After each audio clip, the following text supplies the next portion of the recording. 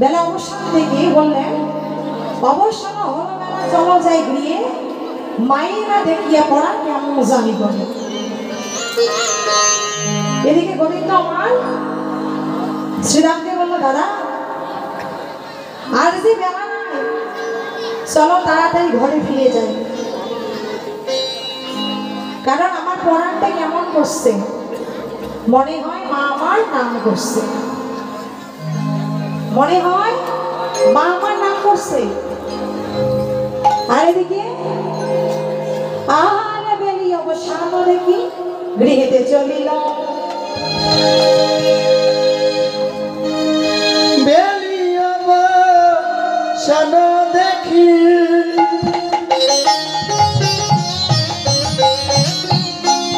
গৃহেতে চলিল। বেলি অবসান দেখি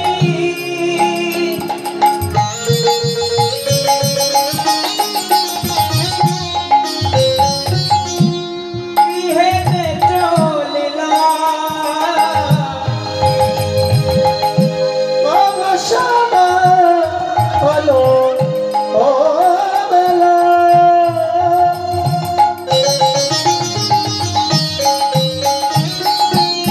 সারিয়া বিনোদ খেলা। অবসান হলো বেলা,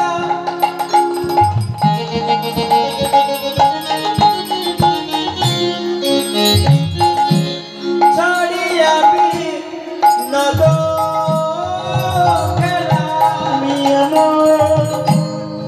খেলা। খেলা খেলিব না আমি এমন খেলা খেলিব না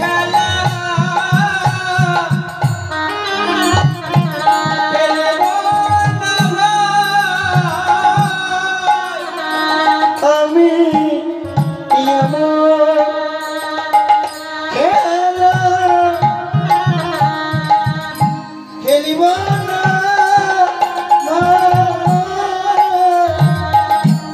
আমি এমন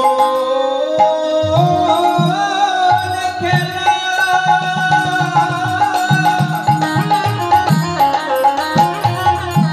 খেলিব না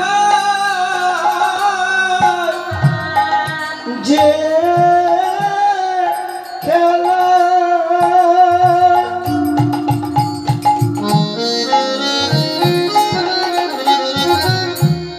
কানাই ভাই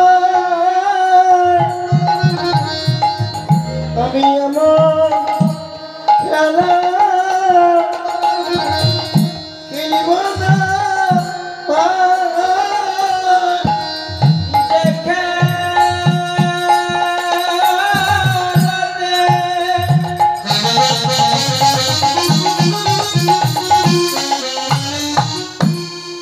ভয় নাই রে কানাই।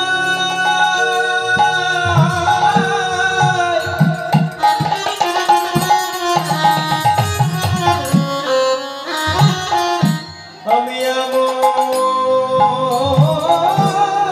খেলা খেলিব না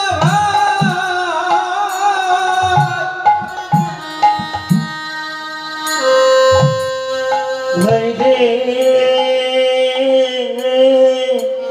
ওরে ভাই, ওরে ভাই কানাই।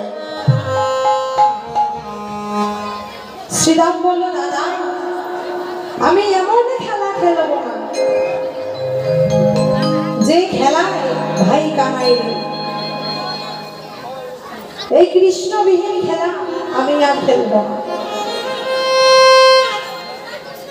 কারণ সমস্ত রাখাল মিলে গোস্বামী গিয়েছে, আর গোস্বামী গিয়ে কৃষ্ণ কি করেছে, সমস্ত রাখালকে ওখানে রেখে কৃষ্ণ রাধারানীর সূর্য পূজায় গেছে। আর এদিকে শ্রীরাম কৃষ্ণকে না দেখতে পেয়ে, কানাইকে না দেখতে পেয়ে বললো, দাদা আমি এমন খেলা খেলবো না যে খেলায় ভাই কানাই নেই। আর এদিকে সমস্ত সরকার মিলে কানাইকে ডাকছে, বলছি ও ভাই কানাই, ভাই কানাই রে। আর এদিকে গোবিন্দ আমার সূর্য পূজাইছিলেন। ওখান থেকে সমস্ত রাখালের ডাক শুনে রাধারানীকে বলছি, রাধারানী তুমি ঘরে যাও, আমার ঘরে ফেরার পথে তোমার সঙ্গে দেখা হবে। এবার কৃষ্ণ কি করলাম, সকাগরের মাঝে তবে কিভাবে এসেছে বলে এসে দাঁড়িয়েছে দাঁড়িয়েছে দাঁড়িয়েছে দাঁড়িয়েছে দাঁড়িয়েছে দাঁড়িয়েছে দাঁড়িয়েছে দাঁড়িয়েছে তারাই সমস্ত রাখালে ডাক শুনে এসে দাঁড়িয়েছে। ত্রিভঙ্গ ভঙ্গিমা হয়নি, ত্রিভঙ্গ ভঙ্গিমা হয়ে দাঁড়িয়েছে। আর এদিকে রাধারানী কি করেছে, সূর্য পূজার পোশাক বটুর আশ্রলে বেঁধে দিয়েছে, বটুর আশ্রলে বেঁধে দিয়েছে। কানাই এসে দাঁড়িয়েছে, আর কানাইয়ের পিছে পিছে বটু এসে দাঁড়িয়েছে। তা সমস্ত রাখাল বটুর দিকে দেখে বলছে যে বটুর আসলে কিছু বাধা আছে। তাই সমস্ত রাখাল মিলে ওই আসলটি ছেঁড়ার চেষ্টা করছে, ওই আসলটি খোলার চেষ্টা করছে, বাঁধনটা খোলার চেষ্টা করছে, কিন্তু খুলতে পারছে না। আর সমস্ত রাখাল বলছে কি, বলে এই বাঁধন কেন খুলে না গো,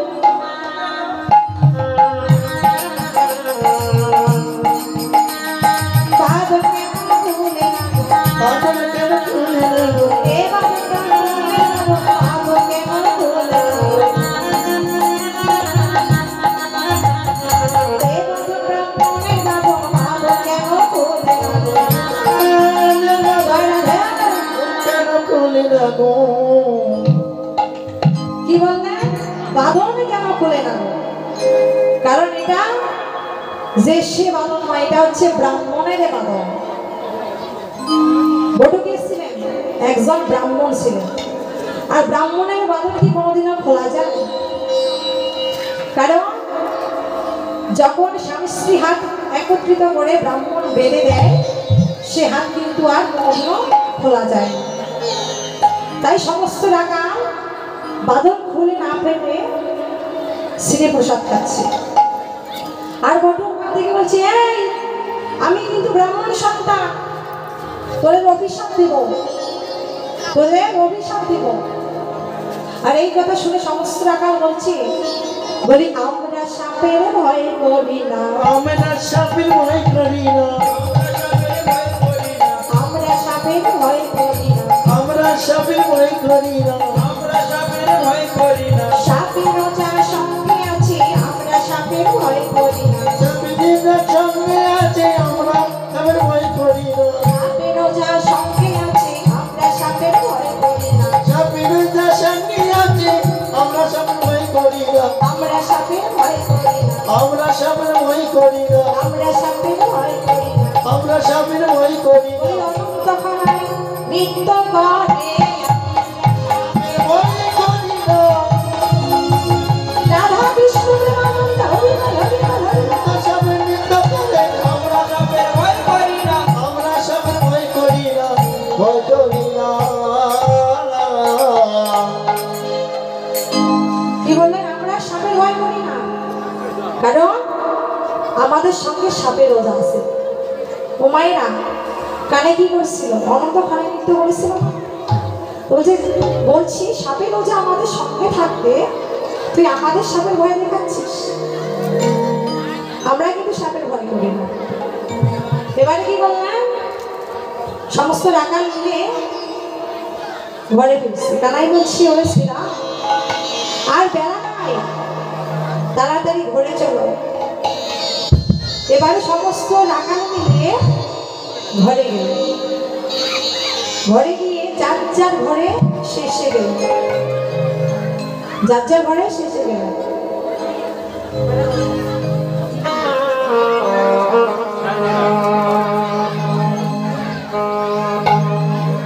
যার যার ঘরে শেষে গেল, জাপট গ্রামে গিয়ে যার যার ধেনু বর্ষ নিয়ে শেষে ঘরে ফিরে গেল। আর এদিকে যশোমতী কানাইয়ের অপেক্ষায় বসে আছে, যশোমতী কানাইয়ের অপেক্ষায় বসে আছে, পথের দিকে তাকিয়ে আছে। ও মায়েরা, আপনাদের ছেলে যদি বাইরে কোথাও যায়, বাবারা কিন্তু পথের দিকে চেয়ে থাকে না, মায়েরা কিন্তু থাকে, তার ছেলে কখন আসবে ফিরে। তাই যশোমতী পথের দিকে চেয়ে আছে কখন গোপাল আসবে। এবার যখন গোপাল ঘরে ফিরে এসেছে, যশোমতী গোপালকে দেখে বলছে, এই গোপাল, তোর বদন কেন শুকাইয়ে গেছে কেন? সারাদিনে কিছু খাসনি? আমি যে তোকে ক্ষীরসর নবনী দিলাম সেগুলো খাসনি, তোর বদন কেন শুকিয়েছে কেন? তোর বদন কেন শুকিয়েছে কেন? কানাই কিন্তু কিছু বলছে, কানাই কিছু বলছে। কেন? কানাই তো সারাদিন ধেনু সমাজে ছিলেন না, তিনি তো সূর্য পূজায় গেছেন, তাহলে কি করে সে ক্ষীরসর নবনী খাবে? তো যশোমতী বলছে, আমি যে তোকে ক্ষীরসর নবনী অঞ্চলে বেঁধে দিলাম, তুই ওগুলো কি খাস? ওরে নিমা নিবাইনি, তুই এখন আর কি বুঝবি? তুই এই মায়ের ব্যথা কি বুঝবি? যেদিন আমি বেঁচে থাকবো সেদিন বুঝবি মায়ের কত। তুই যখন সারাদিন প্রচারণের পরে ঘরে এসে মামা বলে ডাকবি, মামা বলে ডাকবি, কিন্তু এই ডাকের আর কোনোদিনও সাড়া পাবে না, এই ডাকে কোনোদিনও সাড়া পাবে না। তাই কি বললেন? সেই বুঝবি বাবরে মায়ের কত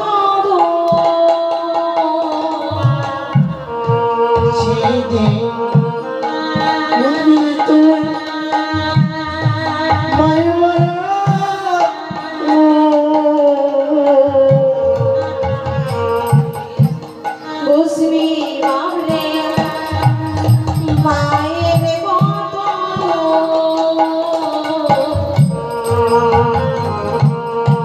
বুঝবি তুই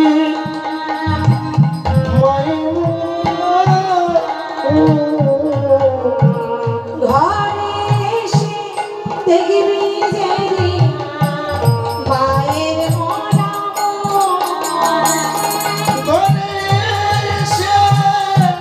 দেবী রে তুই মায়ের মরম, ঘরে এসে দেখবি যেদিন মায়ের মরা বাড়িসে দেবী রে তুই মায়ের মরম। কি বললে মরে তুই এখন আর কি বুঝবি? যেদিন তুই ঘরে এসে মামা বলে ডাকবি, কিন্তু সেদিন এই ডাকে সাড়া পাবে না, সেই দিন বুঝবি যে মায়ের কত। কারণ গোবিন্দ গীতের নবম অধ্যায় বলেছে, যে আমাকে সমস্ত কিছু অর্পণ করে দেয় আমি তার ভার গ্রহণ করি। দেখুন, জমালা অর্জুন, জমালা অর্জুন কিন্তু খুব গরিব ছিলেন, ভিক্ষা করে যা পেত সেটাই খেত। ভিক্ষা করে যা আনে সেটাই গোবিন্দকে সেবা দেয়, আবার নিজের সেবা গ্রহণ করে। তা যমল অর্জুন কি করে, প্রত্যেক দিন তুলসী তলায় এক অধ্যায় করে গীতা পাঠ করে। গীতা পাঠ করে তারপর ভিক্ষায় যেত। তাই এইভাবে গীতা পাঠ করতে করতে গীতার নবম অধ্যায় এসেছে।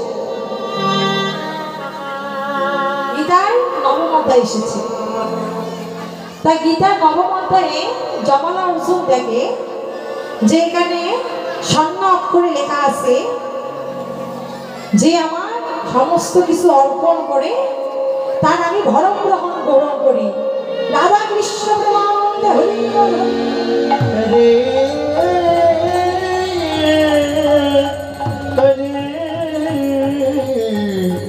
হরি হরি তার আমি সমস্ত কিছু গ্রহণ করি। তা যমল অর্জুন যখন গীতার এই নবম অধ্যায়টা পড়েছে, তার স্ত্রী জমাকে ডাকছে। তার স্ত্রীকে ডাকছে, বলছে জমা তুমি তাড়াতাড়ি এদিকে আসো। স্বামীর ডাক শুনে জনা তাড়াতাড়ি বাইরে আসছে। এসে বললেন, স্বামী কি হয়েছে? যমল অর্জুন বললেন, জনা তুমি এখানে দেখো, গীতায় নবম অধ্যায় দেখো কি লিখেছে। এখানে স্বর্ণ অক্ষরে লেখা আছে যে আমাকে সমস্ত কিছু অর্পণ করে তার আমি ভরণ গ্রহণ করি, তার আমি সমস্ত কিছু গ্রহণ করি। জনা আমি তো তোমার কাছে কোনোদিন কিছু চাইনি, তবে আজকে কিছু চাবো, তুমি আমাকে দেবে? জনা বলছে, স্বামী আমি এমন কি ধন রেখেছি যে তোমাকে দেয়নি? বলো কি দেব?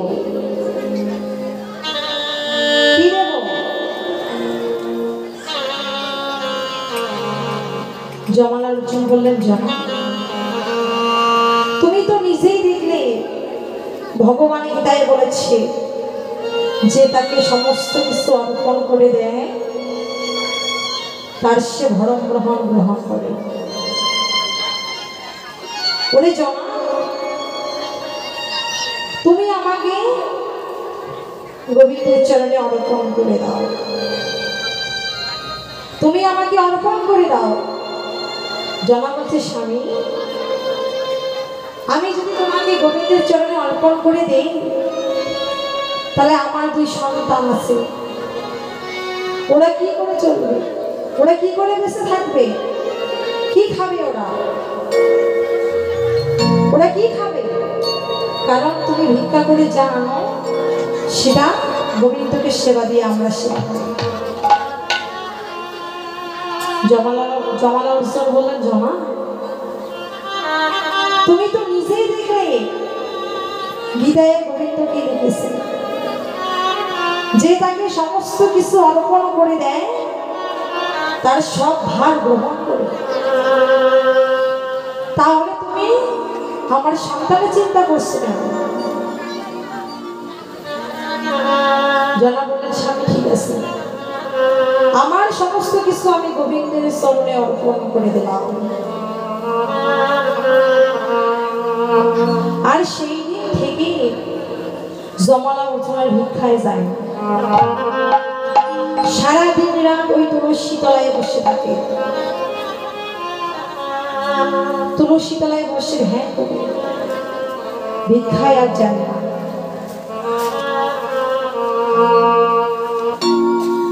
জয় রাধে। ভিক্ষায় যদি না যায় তাহলে তার 2 সন্তান ওরা কি খাবে? এইভাবে 1 দিন 2 দিন 3 দিন 4 দিন কেটে গেল। যমল অর্জুন আর ওই তুলসী তলা থেকে উঠে আসে, দিন রাতি ওখানেই বসে থাকে। ওখানেই ধ্যান করে। আর তার এক সন্তান এসে বলছে, বড় ছেলে এসে বলছে, মা আজ 2 দিন হলো কিছু খাইনি, আমার খিদে পেয়েছে, আমাকে কিছু খাবার দাও, আমাকে কিছু খেতে দাও। জনা বলল, আমার কাছে তো কিছু নেই, কি দিব তোকে খেতে? তার সন্তানকে রেখে দিয়ে বলল, আমি যে আর খিদের জ্বালায় বাসি না, তুমি আমাকে খেতে দাও। জনা রেগে গিয়ে বলে, ওখানে জল আছে, যা জল খেয়ে, জল খেয়ে তোর খিদা নিবারণ কর।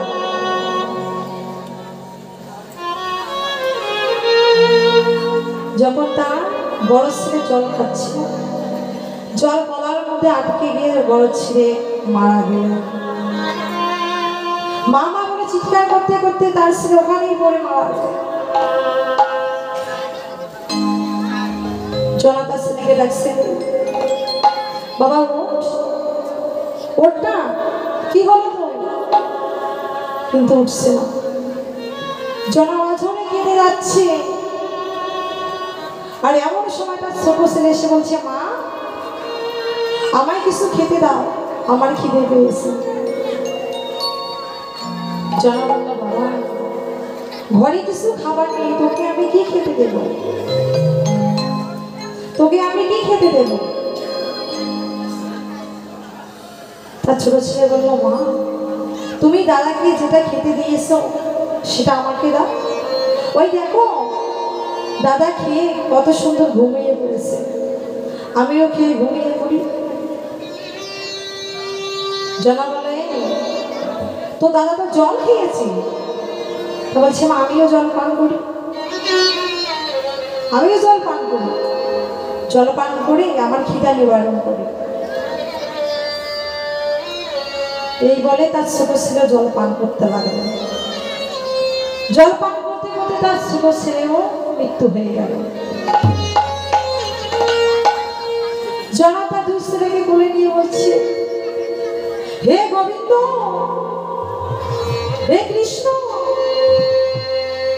আমি তো তোমায় কোনোদিনও পুষ্পাঞ্জলি দেইনি।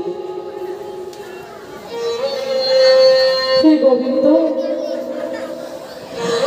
আজকে আমি পুষ্পাঞ্জলি দেব।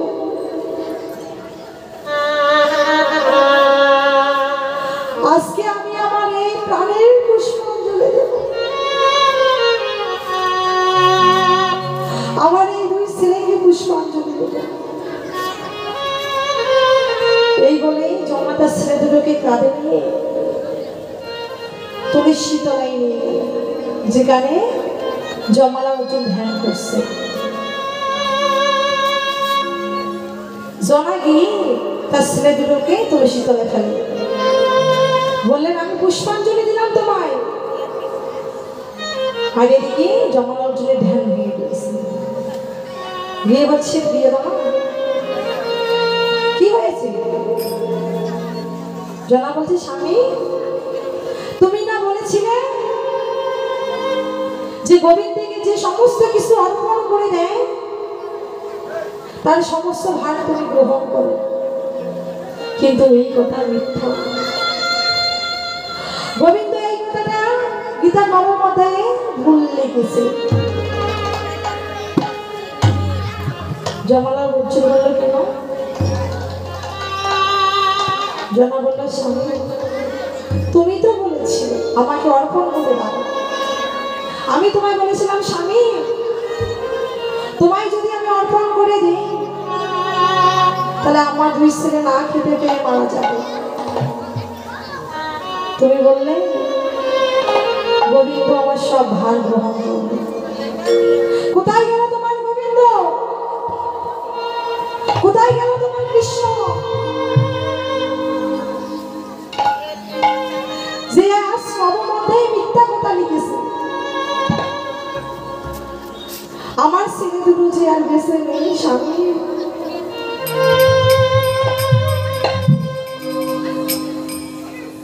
জমাল অর্জুন বললেন, তোমা বলে জমা ছেলে দুটো যখন বেশি তাহলে আমি কি করব? আমি আমার গ্রামে সবাইকে সৎকার করার জন্য বলে আসছি। এবার জমাল অর্জুন তার গ্রামে গিয়ে সবাইকে নিমন্ত্রণ করছে। আর এদিকে জমা তার ছেলে দুটোকে কোলে নিয়ে অঝরে কাঁদছে, অঝরে কাঁদছে। আর জমালা অর্জুন যখন তার গ্রামে গিয়েছিল কি করেছিল জান? গীতার নবম অধ্যায়ে যে লেখাটা ছিল যে যে আমাকে সমস্ত কিছু অর্পণ করে দেয় তার আমি সমস্ত ভার গ্রহণ করি, সেই লেখাটা সে ছিঁড়ে ফেলেছিল। কারণ এটা ভুল ছিল। গীতা লিখতে লিখতে এটা ভুল লিখেছে, তাই সে পৃষ্ঠাটা ছিঁড়ে দিয়েছে, ছিঁড়ে দিয়ে নিমন্ত্রণ করতে গেছে। আর এদিকে জমা তার ছেলে দুটোকে নিয়ে কাঁদছে। এমন সময় কে যেন এসে মামা বলে ডাকছে, মামা বলে ডাকছে। একটা ছোট্ট ছেলে তার মাথার উপরে ফলের ঝুড়ি এসে ডাকছে, মা মা, আমার যে আমি ভার সহ্য হয় না, তুমি আমাকে তাড়াতাড়ি নামিয়ে দাও। জমা দৌড়ে গিয়ে ওই ছেলেটার ফলের ঝুড়িটি নামিয়ে দিলেন।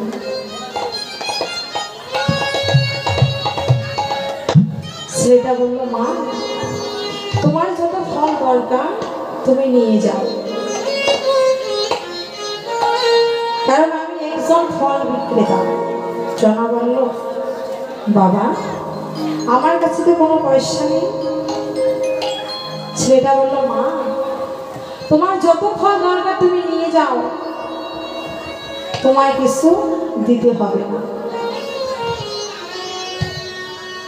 জনা কি করছে, ঝুড়ি থেকে ফল নিচ্ছে আর ঘরেতে রাখছে, আবার ঝুড়ি থেকে নিচ্ছে ঘরেতে রাখছে। এইভাবে রাখতে রাখতে তার ঘর ফলে ভর্তি হয়ে গেছে, কিন্তু ওই ঝুড়ির ফল শেষ হচ্ছে না, শেষ হচ্ছে না। জনা এসে বলছে, বাবা তোমার ঝুড়ির ফল তো শেষ হচ্ছে না, কিন্তু আমার ঘরে তো আর জায়গা নেই, আমার ঘরে তো আর জায়গা নেই, আমার আর ফল লাগবে না। তখনই জনা লক্ষ্য করে দেখে ওই ছোট ছেলেটা বুক দিয়ে রক্ত ঝরছে। জনা তাড়াতাড়ি ওই ছেলেটাকে কোলে নিয়ে বলছে, কি হয়েছে তোমার, তোমার বুক দিয়ে রক্ত ঝরছে কেন, কে করেছে এমন? ছেলেটা বলল, মা তোমার স্বামী করেছে, তোমার স্বামী করেছে।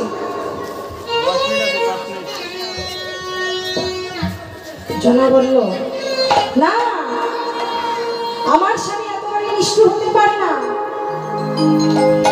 সত্যি করে বলো এটা তোমার কে করেছে?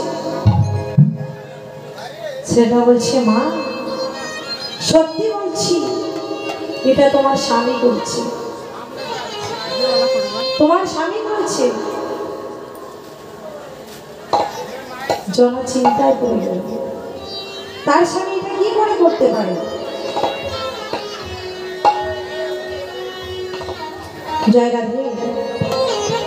জমাল অর্জুন কি করেছিল, গীতার নবম অধ্যায় ছিঁড়ে ফেলেছিল, কারণ ওটা ছিল আমার গোবিন্দের মুখশ্রিত বাণী, মুখশ্রিত বাণী। যখনই ওই বিষয়টা ছিঁড়ে ফেলেছি গোবিন্দের মধ্যে অজরে রক্ত ঝরছে। জনা বলছি বাবা কে তুমি? সত্যি করে বলো তুমি কি? এমন সময়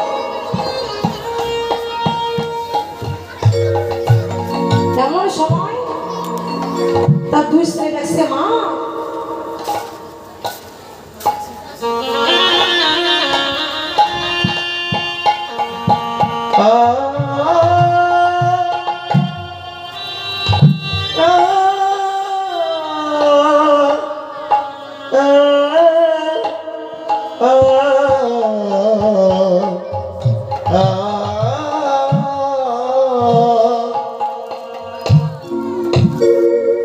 তার দুই স্ত্রী ডাকছে মা। যখন মা বলছে জনা তাকিয়ে দেখে তার দুই স্ত্রী দাঁড়িয়ে আছে। জনা তাড়াতাড়ি গেলে গিয়ে তার দুই স্ত্রীকে জড়িয়ে ধরলাম। আর এদিকে গ্রামবাসী সবাই এসেছে। জমানা অর্জুন এসে দেখে তার দুই ছেলে তার মায়ের কোলে, তার দুই ছেলে তার মায়ের কোলে। জমানা অর্জুন বলছে জমা আমি তোমায় বলেছিলাম না, কারণ গোবিন্দ কোনোদিন মিথ্যা কথা বলতে পারে না, মিথ্যে কোনোদিনও বলতে পারে না। তাই জনা কি করবে তার দুই ছেলেকে করে নিয়ে আসে। আর এদিকে সমস্ত গ্রামবাসী এসে দেখছে তার দুই ছেলে তার মায়ের কোলে, তার মায়ের কোলে। জনা বলছে স্বামী আমার ভুল হয়ে গেছে, আমারই ভুল হয়ে গেছে, কারণ আমি এটা বিশ্বাস করিনি। আমি বিশ্বাস করিনি যে গোবিন্দকে যে সবকিছু অর্পণ করে দেয় গোবিন্দ তার সমস্ত ভার গ্রহণ করে।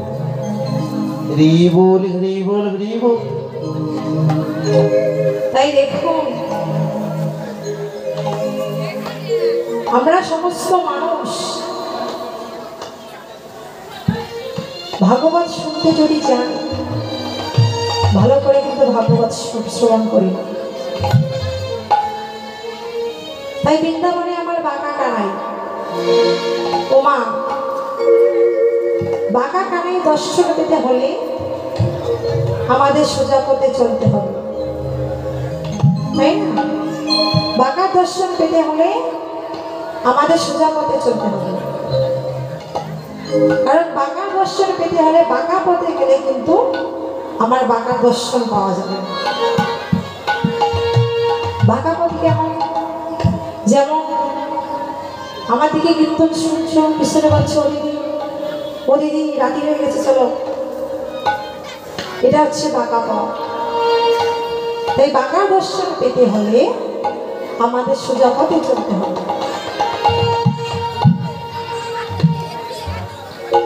সোজা পথে চলতে হবে। তাই আমরা যে প্রত্যেকটি মানুষ আমাদের যে আর বেলা নাই, আমাদের যে বেলা নাই এর জবাব কে দিয়েছিল? অর্থাৎ লালা মহারাজ। লালা মহারাজ একদিন পালকিতে চড়ে বহু দূরে ঘুরতে গিয়েছে, এক বিরাট বনের পাশ দিয়ে এসে ফিরছে। আর ওই মনে থাকতো এক কাটুরিয়া ও তার মেয়ে। কাটুরিয়া কাঠ নিয়ে বাজারে যাচ্ছে, তার মেয়ে চিৎকার করে বলছে বাবা গো, বাবা গো চেয়ে দেখো আর বেলা নাই।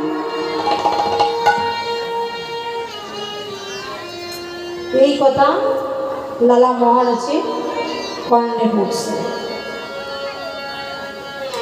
লালা তার পালকি বাহকদের বলে ওরে তোরা আমাকে নামিয়ে দিই। এবার পালকি বাহকরা তাকে নামিয়ে দিলেন, পালকি বাহকরা তাকে নামিয়ে দিলেন। সে পালকি থেকে নেমে তার বাহককে বলছে, ওরে আমি তোদের কাঁধে চড়ে যে অপরাধ করেছি তোরা আমাকে ক্ষমা করে দে, তোরা আমাকে ক্ষমা করে দে। পালকি বাহকরা অবাক হয়ে গেল, বলে মহারাজ আপনি এরকম করছেন কেন? কি হয়েছে আপনার? আপনার কি হয়েছে? হঠাৎ এরকম করছেন কেন? জয় রাধে। কোন রাজা যদি হঠাৎ করে প্রজার কাছে ক্ষমা চায় তো প্রজা অবাক হবে। তো প্রজা অবাক হয়ে বলছে, মহারাজ কি হয়েছে আপনার? লালা বলল, রে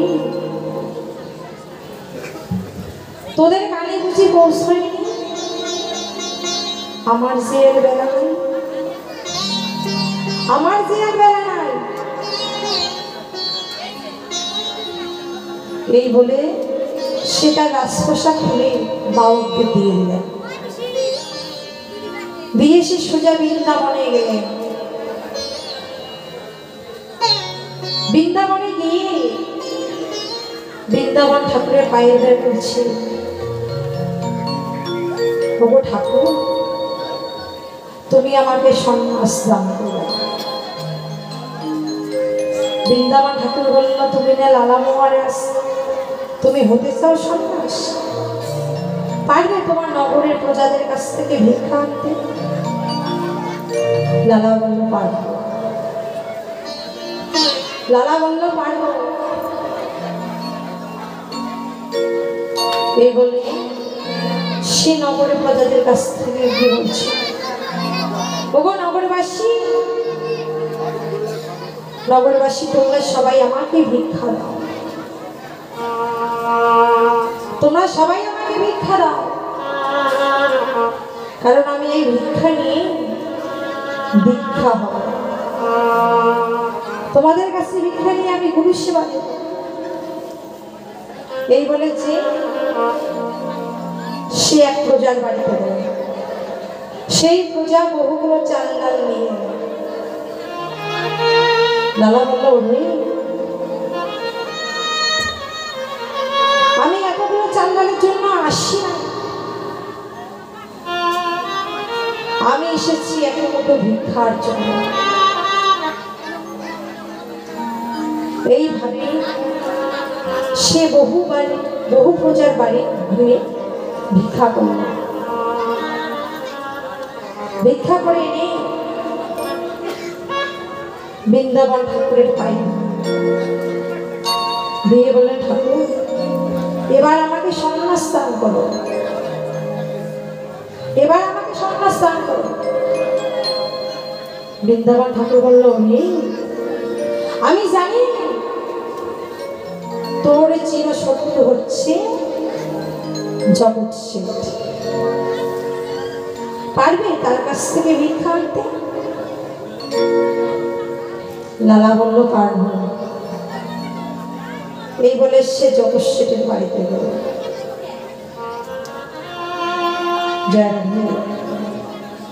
জগৎ শেঠ কিন্তু তার চির শত্রু ছিল। সে জগৎ শেঠের বাড়িতে গিয়ে বলছে, তুই আমাকে ভিক্ষা দে। জগৎ শেঠ এমন সময় তেতলায় বসেছিল। তেতলা থেকে লালাকে বলছে, লালা ভাই তুমি এখানে এসো, তুমি এখানে এসো। লালা বলল, না ভাই আমি ওখানে যাব না, কারণ বিষয়ের বিষ পান করিলে মলিন হয় মন, কোনদিন মিলে না তার কৃষ্ণ প্রেম ধন।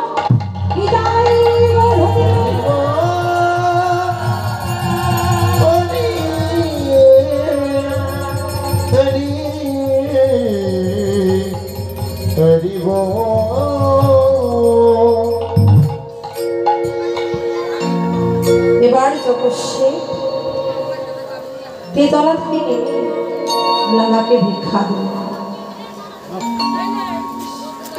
লালাকে ভিক্ষা দিল। আর এই ভিক্ষা নিয়ে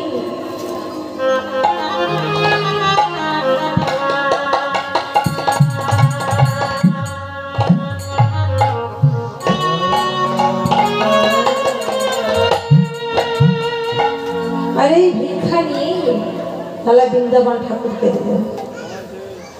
দিয়ে শিক্ষিত হলেন, দীক্ষা শিক্ষিত হলেন। শুধু একটি কথা, বেলা গৌরী আমার সমস্ত জীবের বান্ধব হয়ে বলছে, ওরে জি সময় থাকতে পথে দাঁড়া, সময় থাকতে পথে দাঁড়া। দেখবেন আপন ঘরে যাওয়ার সময় এই কণ্ঠে শব্দ হয় কি, ঘর ঘর ঘর। ওই আপন ঘরে যাওয়ার সময় এই কণ্ঠ দিয়ে শব্দ হয় ঘর ঘর ঘর। কিন্তু ওই ঘরে যাওয়ার সময় কোনো বান্ধব যদি কৃষ্ণ নাম শুনে দেয়, তার মতো আর বান্ধব হয় না। শ্রীরাম বলছি, ওরে তুই যে আমার এই প্রাণ যাওয়ার সময় আমার কণ্ঠে গর্ব শব্দ হওয়ার সময় তুই যে আমাকে কৃষ্ণ নাম শ্রবণ করে তোর মতো বান্ধব। জয় রাধে। আমরা সকলে জন্মগ্রহণ করেছি, আমাদের সকলকে যেতে হবে কোথায়? আপন আপন ঘরে। আমরা সকলেই আপন আপন ঘরে চলে যাব, কিন্তু ওই আপন ঘরে যাওয়ার সময় আমাদের কিন্তু কৃষ্ণ নাম মনে থাকে, কৃষ্ণ নাম মনে থাকে।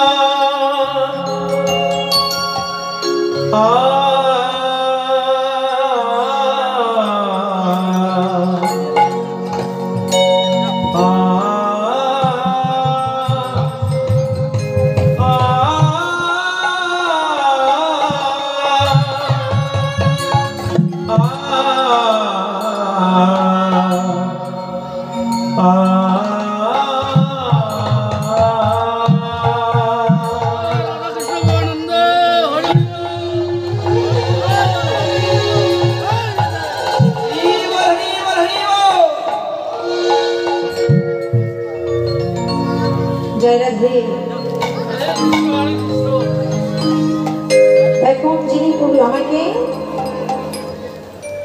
পুরস্কৃত করলেন তার নাম হচ্ছে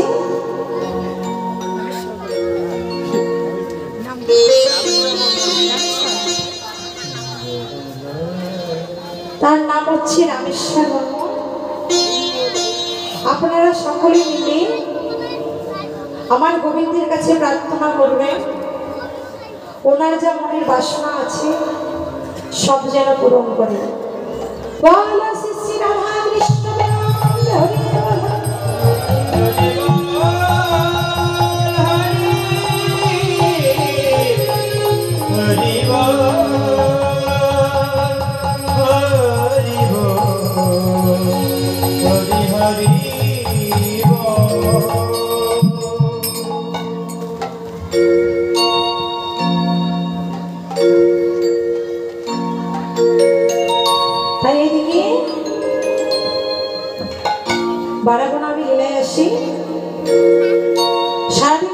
করার পর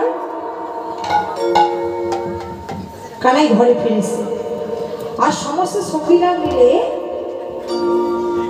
যশোমতী কানাইকে আরতি করে ঘরে তুলছে।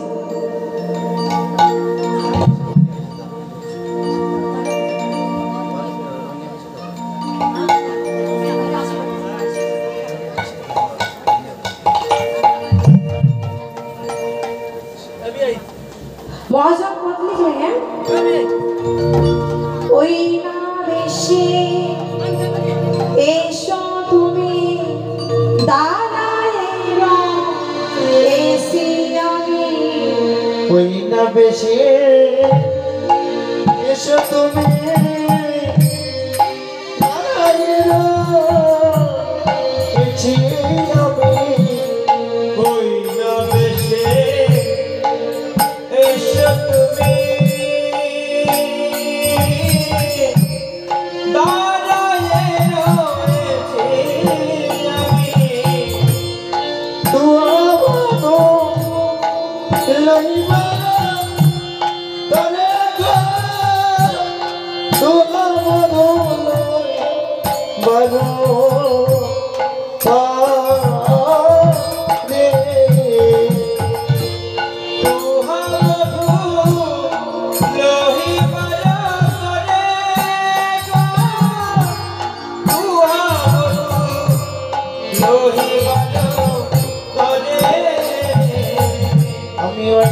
বেশ বড় ভালোবাসি, আমি বেশ বড় ভালোবাসি তোমার বুধনি না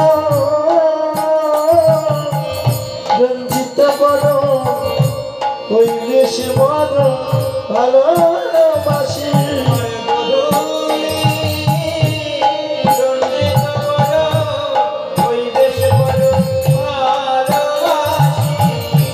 রবি যখন বসে পাঠে মরিয়ে যমুনার ঘাটে, রবি যখন বসে পাঠে মরিয়ে যমুনার ঘাটে, রবি যখন বসে পাঠে মরিয়ে যমুনার ঘাটে, রবি যখন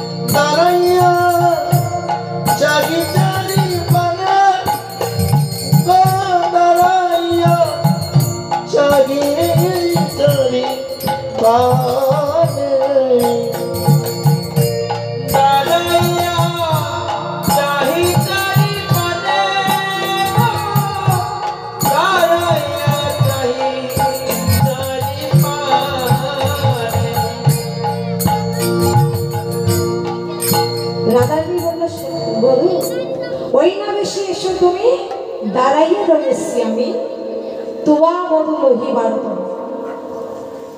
আমি তোমার ওই বেশ বড় ভালোবাসি। আমি কি করি জানো, ওই রবি যখন পাটে বসি মুই যাও যমুনার ঘাটে,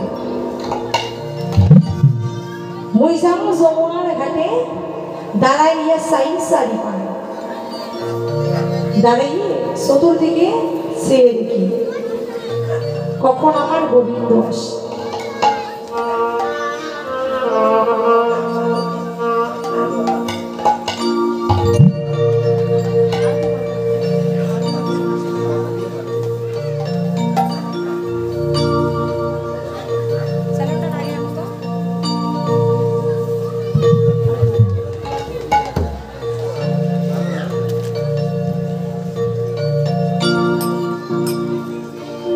जय राधे। এবার কি করলেন? রাধা রানী গোবিন্দকে বলছে, দূর থেকে বলছে, ওই না বিশেষ তুমি দাঁড়িয়ে রয়েছে, তুয়া বদল হইয়ে পারো তবে। গোবিন্দকে বলছে, বলো তুমি ওই না বিশেষ, কারণ আমি তোমার জন্য এখানে দাঁড়িয়ে আছি, তোমার জন্য আমি এখানে দাঁড়িয়ে আছি। এবার গোবিন্দ ধেনু বর্ষ নিয়ে ঘরে ফিরছে, আর রাধা রানী বলি সর্বশী মনবশী হবে নাকি রে মিশামিশি, বলি আবত মিশি নাই কুয়ার বেলা। এদিকে গোবিন্দ আমার ধেনু বর্ষ নিয়ে ঘরে ফিরছে, এমন সময় রাধা রানী বাতি দেবার জন্য তুঙ্গমণির মন্দিরে যাচ্ছে। তুঙ্গমণির মন্দিরে সন্ধ্যা প্রদীপ দেবার জন্য যাচ্ছে। তা রাধা রানী যখন সন্ধ্যা প্রদীপ হাতে নিয়ে মন্দিরে যাচ্ছে, এদিকে লক্ষ্য করে দেখে গোবিন্দ আমার ধেনুবর্ষ নিয়ে ঘরে ফিরছে। তা গোবিন্দ বলল, রাধা রানী তুমি এখানে থাকো, আমি আসার পথে তোমার সঙ্গে দেখা হবে। এবার গোবিন্দ আমার সমস্ত রেণুবর্ষ নিয়ে ঘরে ফিরে গেল। আর এদিকে যশোমতী আমার গোপালকে আরতি করে ঘরে তুলছে, বলে আরতি করে নন্দরানী, সবাই মিলে আরতি করো। বালক মুখ ঘিরে আরতি করে নন্দরানী, সবাই দাঁড়াও, দাঁড়িয়ে করো। কত নবনাই রে গণ, সবাই মিলে আরতি করো। কত নবনাই রে গণ, শিশু গরু করো তালি রে, গোপাল মুখ ঘিরে আরতি করে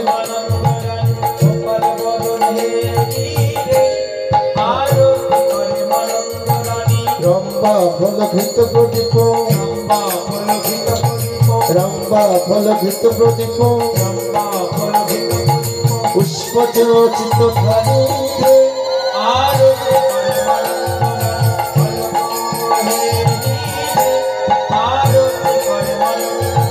সুন্দরী গণ উলুদাওত, সুন্দরী গণ উলুদাওত, শিশু গণ কর তালি রে, আরতি করে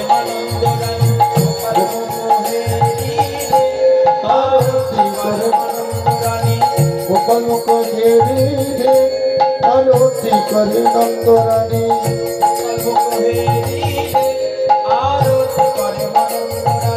কৃষ্ণ মন যশোদাময়, কৃষ্ণ মন যশোদাময়, বলে তুলিল ধন ভাই আরতি করে